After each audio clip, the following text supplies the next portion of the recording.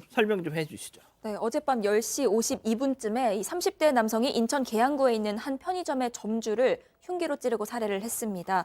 이 손님의 신고로 현장에 도착을 했을 때 점주는 이미 숨진 상태였다고 하고요. 이 해당 남성은 범행 후에 계양구 효성동의 한 아파트 근처에서 전자발찌를 훼손을 했습니다. 이후에는 택시를 타고 달아난 것으로 파악이 되고 있고요. 이에 인천보호관찰소 서부지소는 이 남성의 인상착의와 사진을 공개했습니다. 그리고 시민들의 제보를 요청한 상황입니다. 예, 잘 한번 봐주십시오. 키 170cm 정도의 몸무게 75kg 정도. 자, 넓은 이마에 긴 얼굴. 자, 검은색 상하의를 착용하고 있었다고 하는데 그래도 보시면 아시겠지만 그나마 그래도 최근 6개월 이내 사진이라고 합니다.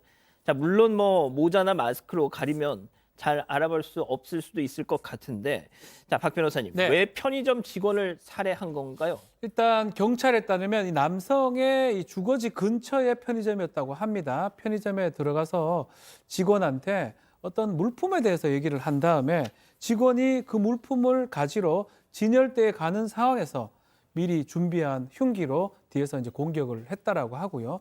직원이 이제 쓰러지니까 다시 계산대에 가서 현금을 가지고 옴으로써 아마 뭐 강도 이런 것들을 하려고 지금 했던 것으로 지금 보입니다. 전자발찌를 차게 된 이유는 뭐였을까요? 2014년도에도 그때도 강도를 했던 거예요. 중고 명품 가게에 들어가서 흉기로 그 가게 사장님을 위협하다가 저항을 하니까 흉기를 공격을 하고 80만 원 가량을 빼앗았고요.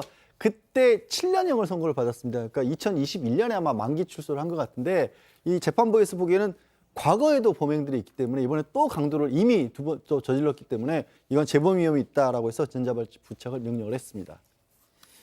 자, 그럼 여기서 오늘 첫 번째 사건 체크포인트 짚어보죠.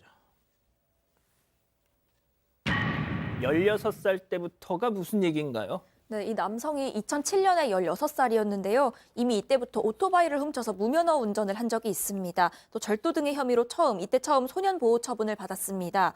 이후에도 이 특수절도 등으로 여러 가지 범행을 저질렀고요. 소년원에 다녀왔습니다. 처음에는 오토바이 훔치는 수준이었는데요. 범행이 점차 대범해집니다. 금은방이나 편의점을 물색해서 강도 행각을 벌이기 시작한 건데 일단 2011년에는 소년원에서 임시 퇴원한 지 한 달도 되지 않은 때였습니다. 이때 특수 강도와 특수 절도 등 5건의 범행을 잇따라 저질렀습니다. 이 때문에 징역 3년 6개월 선고받고 복역을 했는데요. 그러다 2014년 5월에 또 가석방이 됩니다. 그런데 역시나 2개월 만에 재차 인천에서 이 명품 판매점에서요 강도 상해 사건을 저질렀습니다. 자, 교수님, 지금 뭐 이 기자가 설명한 걸 들어보시면 일단 10대 때부터 계속 들락날락 거의 그냥 그 일반 사회 생활을 한 것보다 그 안에서 살았던 시절이 더 긴 것 같아요. 예, 그렇습니다. 지금 이제 보면 이제 소년 보호 처분을 갖다 받고 그리고 이제 처음에는 이제 절도로 시작이 되다가 점차적으로 이제 그 범죄의 질과 양에 있어서 진화를 하고 또 양이 증대하는 그런 것들을 보이기 때문에 사실 이제 이런 그 자들이 상당히 사회적인 그런 측면에서는 위험한 그런 자들이죠. 그리고 이제 특히 이번 사건 같은 경우도 제가 직접 뭐 CCTV를 보지는 않았습니다만 보도에 의하면 그 해당되는 편의점 직원이 그렇게 저항을 한다든지 이렇게 하지 않았음에도 불구하고 소지하고 있던 그 흉기를 이용해서 그 사람을 결국은 이제 살해하는 그런 상황까지 됐는데요. 지금 제가 봤을 때 이 사람이 지금 이제 경찰에 체포가 안 돼 있는 상태잖아요. 예. 근데 지금 그 상황에서 전자발찌까지 끊고 지금 잠적을 해 있는 상황이기 때문에 지금 사실은 굉장히 위험한 그런 상황에 있다. 예. 굉장히 안정적이지 못한 그런 상황이다 이렇게 봅니다. 그 말씀은 결국 더 큰 사건을 벌일 가능성이 있다는 거죠. 네. 예. 자, 양 변호사님, 더 좀 밝혀진 내용이 있습니까? 아직까지는 특별하게 밝혀진 건 없습니다. 차를 여러 번 바꿔 타면서 지금 도주를 한 것으로 보이고요. 그다음에 범행 동기 같은 게 지금 밝혀지지 않았는데 사실 그동안의 전력에 비춰봤을 때는 특별한 동기가 있었다기보단 여전히 강도의 습격이 그대로 또 나타난 게 아닌가 싶습니다. 자, 교수님, 지금 이게 앞서도 말씀드렸지만 아직 검거가 안 됐고 현재 진행형 상황입니다. 뭐 물론 곧 잡힐 거라고 생각은 되지만 지금 어떤 상태일 거라고 좀 추측을 할 수 있을까요? 현재 뭐 자기 뭐 거주지라든가 또는 주소지라든가 이런 쪽에는 아마 이제 경찰에서 전부 다 확인을 갖다 하고 있는 그런 상황이니까 본인은 뭐 지금 이 정도 날씨인데 어디 바깥에서 노숙하기는 어렵지 않겠습니까?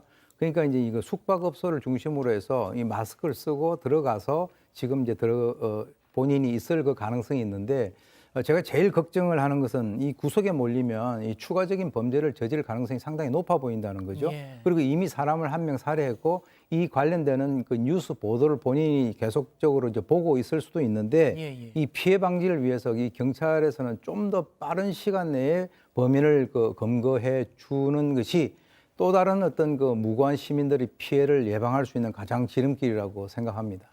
제가 오늘 뭐 공개를 한 것과 관련해서 조금 유감스러운 것이 말이죠.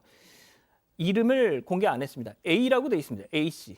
예, 남자 32살이라고 저기 지금 화면 상단에 뭐 중간 정도 이렇게 걸쳐서 보이는데요.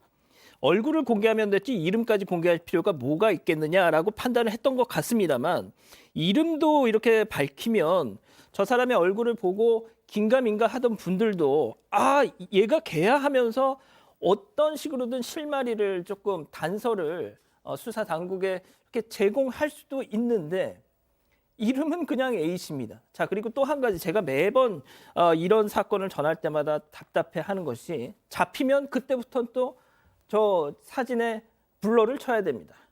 예, 참 블랙 코미디 같은 상황인데 뭐가 됐든 꼭 잡혀야 되고 저 얼굴을 보신 분들 꼭 112로 신고를 좀 해주셨으면 좋겠습니다.